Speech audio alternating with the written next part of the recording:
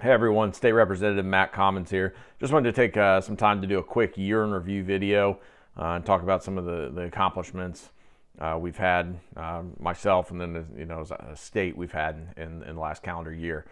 First, I hope this message finds you well and you had a Merry Christmas with your friends and family as we start looking at the new year.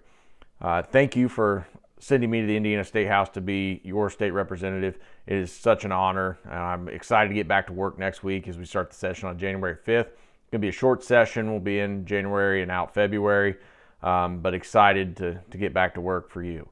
I've learned so much in the first year, still have a lot to learn, but excited to do it. It's one of my favorite parts of getting to do this job is just the amount of information there is to learn and just implementing good policy.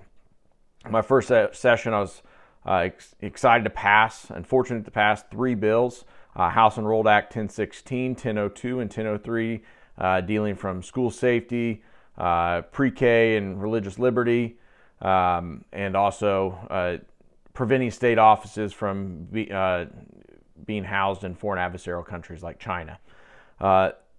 To revisit some campaign issues from 2 years ago, the LEAP project and the water. That water pipeline that was proposed from Tippecanoe County to Boone County is no more, and it hasn't been for quite a while. It's still, that water's coming from somewhere, and you can look that up in the state media. But as far as groundwater leaving House District 13 and going to Boone County, that's no more. Carbon capture pipelines.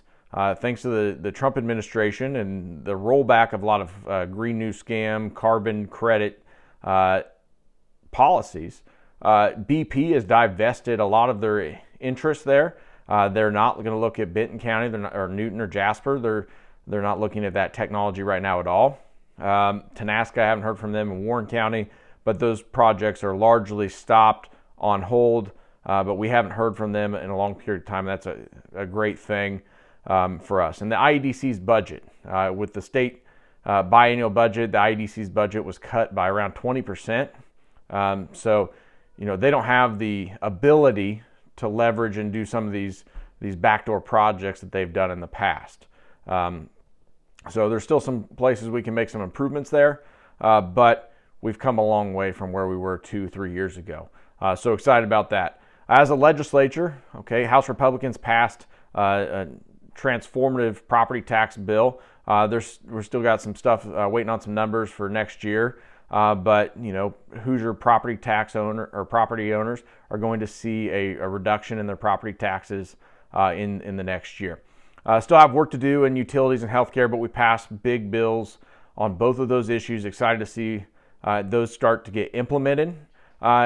Also recognize that we have a lot to do in those spaces. And the biggest thing we can do in those spaces is protect a strong Republican federal majority.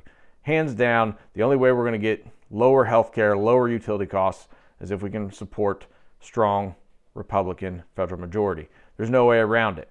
When we talk about utilities and rolling on SMRs, small modular nuclear reactors, which Indiana is in a great place to do from this last session and home to Purdue University. We can be a leader in this country on the next phase of energy production, but we need the federal government to get out of the way.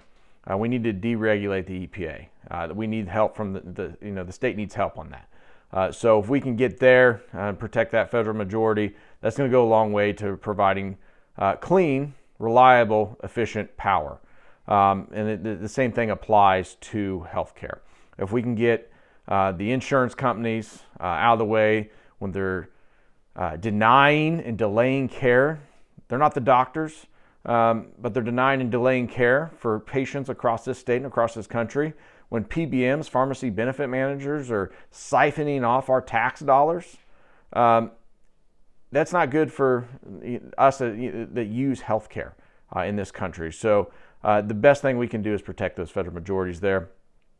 We start session, like I said, next Monday, January 5th.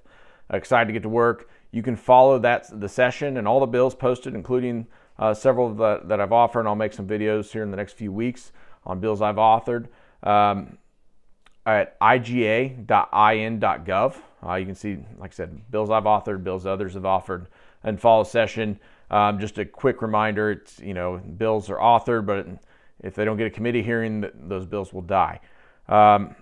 Happy New Year.